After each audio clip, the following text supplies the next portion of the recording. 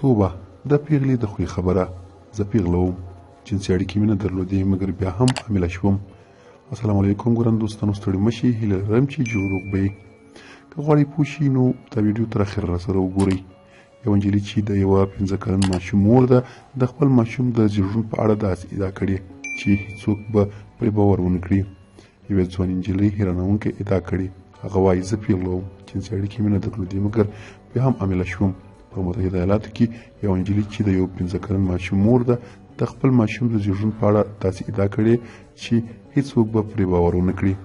د ډیلي سټار د راپور په وینا د دغې 24 کلنې نجلۍ نوم سمانتا لین ده چې د 19 کلنۍ په عمر کې امیدواره شوه.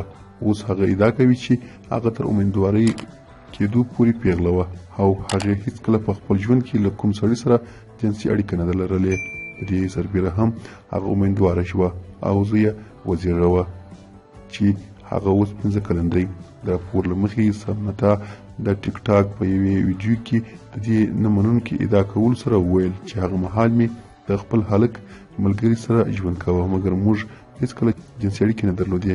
کله چې زما خېټې وده کول پیل کړه او ماته د امیدوارۍ نښې څرګندې شوې نو زه ډاکټر ته لاړم. هغې زیاته کړه ډاکټر د معایناتو کولو وروسته کله چې هغې ماته مبارکي کې وویل چې زه مور جوړېدونکې یم نو بیخي حیران شوم. ما ډاکټر ته وویل چې زه خو لا پیغله یم او هیڅکله مې د کوم نارینه سره جنسي اړیکه نه ده نیولې مګر ډاکټر زما خبرو په اورېدو سره یوازې خندا وکړه.